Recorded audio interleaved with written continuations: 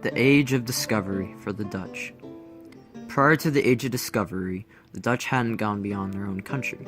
The Dutch were dealing with pressures from both Spain and England about religion, and they were trying to unite their increasingly separating country.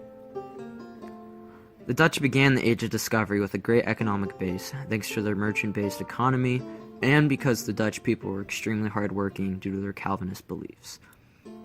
Calvinism enforced predestination. The only signs of their determined fate was wealth. They believed that if you were wealthy, God probably strongly appreciated and valued you. Thus, Dutch capitalism was at the center of social and economic concerns. The Netherlands were also one of the most open-minded countries in Europe. They believed that all people are equal in God's eyes. However, their army was very weak. The Dutch were pacifists, which meant they wouldn't take up arms.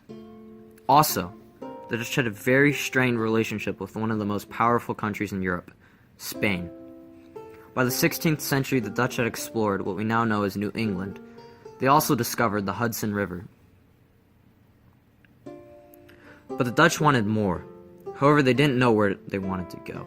They came down to two choices: Southeast Asia and China. They could go to China and become the first European ally with China, gain money from trading spices and silk in China, obtain new raw materials exclusive to China, and could make money from trading ships with China since the Dutch were talented shipmakers. However, going to China could be hard. China had closed themselves off from other countries and saw themselves being superior to all other countries. Because of this, the Dutch would have to abide by China's political views and maintain strict order and obedience to Chinese monarchs. The Dutch would receive varying products such as silk and tea, and the Chinese would obtain Western goods. This partnership would be economically beneficial to both economies because of the exchange of foreign goods that were not obtainable in their select regions.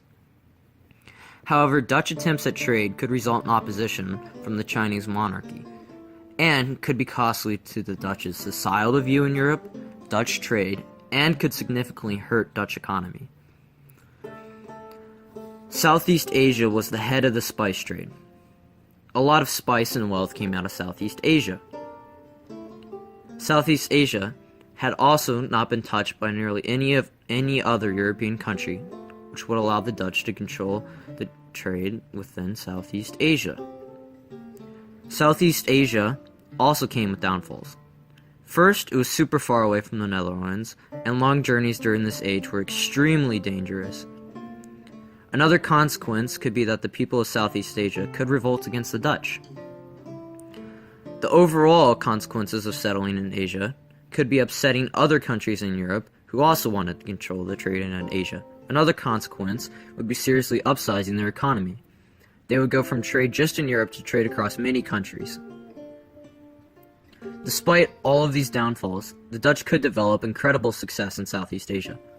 The Dutch had previously been attracted to the spice trade and developed strong trade establishments within India and Japan.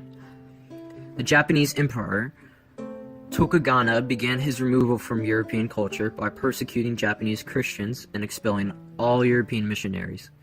European trade was cut off when Tokugawa closed major trading ports in Hirado and Nagasaki. However, the Dutch were permitted to continue trade because of their values of trade over religion. The Dutch were only concerned with expanding their wealth and trade connections and had no intentions of opposing their culture in fear of losing out on trade opportunities.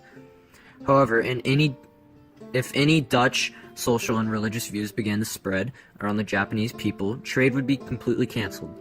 To avoid this, the Dutch would have to completely stand for a trade-only relationship. A focus on trade would allow the Dutch to expand trade relationships to China, India, and Japan. And with these newly funded relationships, the Dutch could monopolize the spice trade, become an incredibly prosperous trade empire, and form Southeast Asian alliances.